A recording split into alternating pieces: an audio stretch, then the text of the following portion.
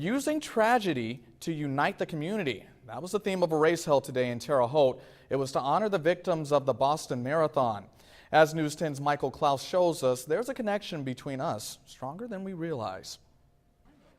There's evil in this world, but I think the positive is going to overcome all the evils. So that's kind of why we're out here, united as one. 2 weeks ago, tragedy struck the United States. The disaster in Boston left 3 dead and hundreds injured. But it also gave millions of Americans an inspiration to come together. As U.S. citizens and just the devastation that took place, you just want to help. And what better way to help the victims who were in the marathon than to run? That's what brought so many people here to ISU Memorial Stadium. There was a moment of silence and a prayer, and then the rubber hit the road. Some participants were in the Boston Marathon. Others had a connection to running. But it was those that had neither that made this race so special.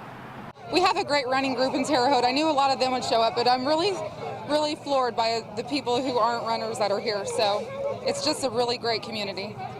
Terre Haute, Indiana is 1,000 miles from Boston, Massachusetts, and from the tragedy that happened there. But judging by today, you would think that we're all neighbors. And in a sense, we are.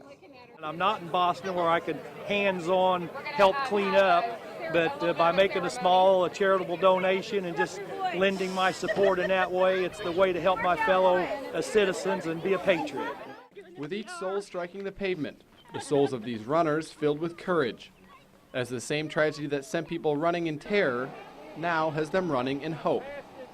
In Terre Haute, Michael Klaus, News 10. Very uplifting story there. All the money raised in today's race will go towards victims of the Boston Marathon bombing. So far, over $20 million have been raised nationwide.